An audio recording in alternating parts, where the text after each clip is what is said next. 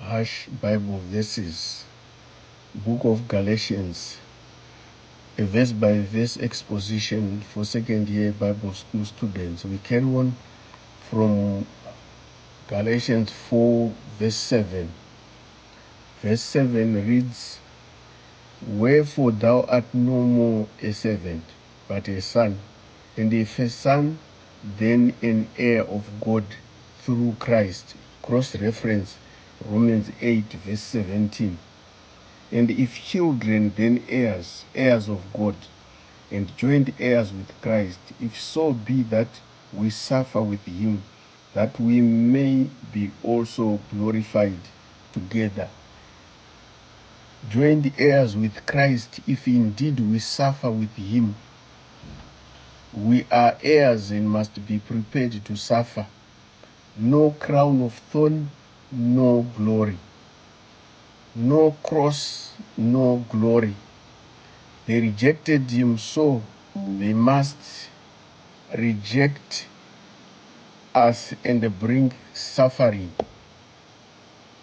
Verse 8 to 11, an appeal not to return to legalism.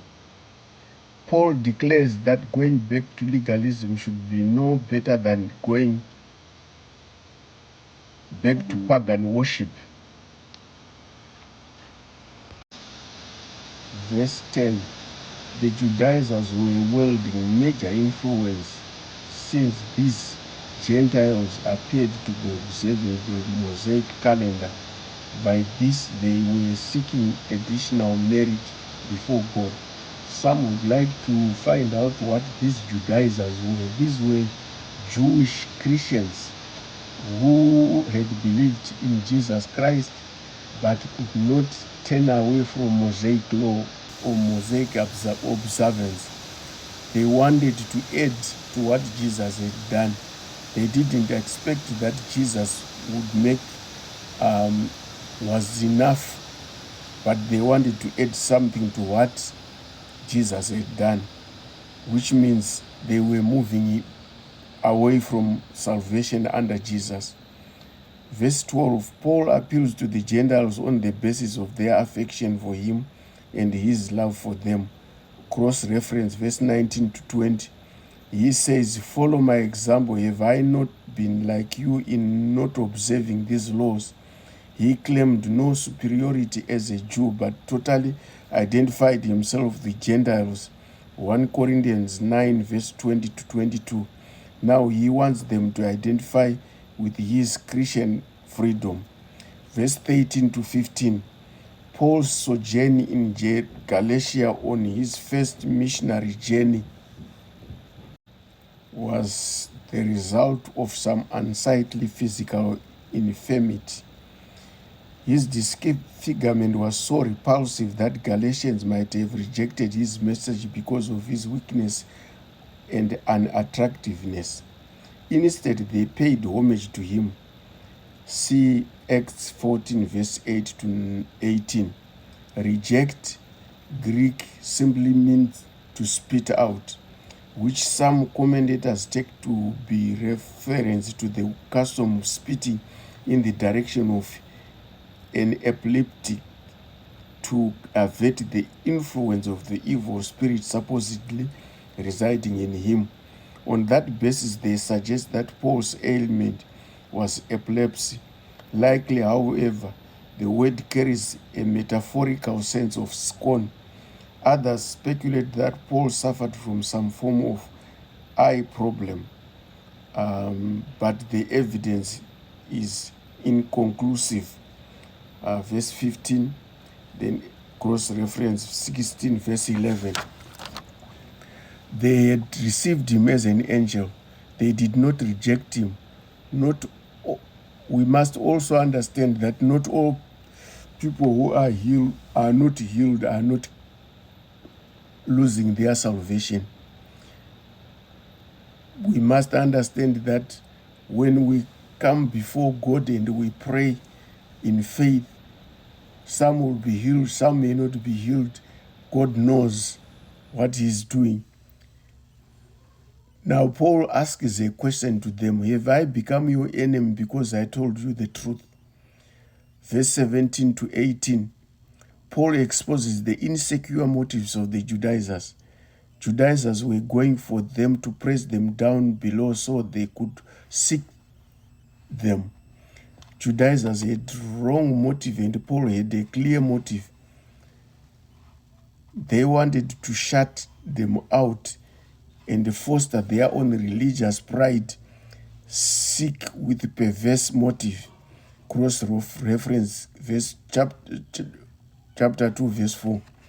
Seek people with money so that you can enhance your riches, not even considering the souls of people and where they are going to spend eternity.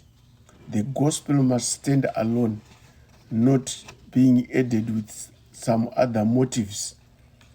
Verse 19, Paul likens his anxiety over the Galatians to the travail of a mother at childbirth.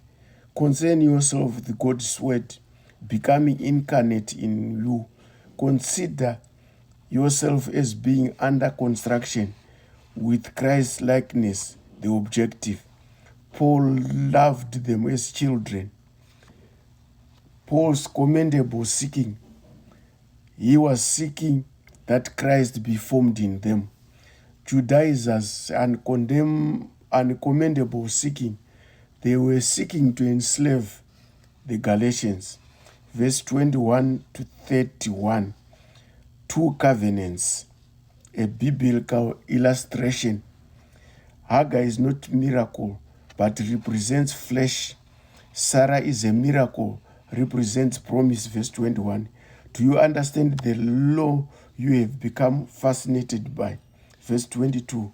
According to the ancient custom, the status of a mother affected the status of a son. Verse 23. The manner in which the son came also deserves note. Flesh of promise. Cross-reference Romans 9, verse 7 to 9. Paul's premise is true, descended from Abraham is spiritual. See Galatians 3, verse 4, Matthew 3, verse 9, John 8, verse 31 to 44, Romans 4, verse 16. Abraham's real heir was the son of a free woman, not the son of a slave girl. Verse 23 to 27. Ishmael.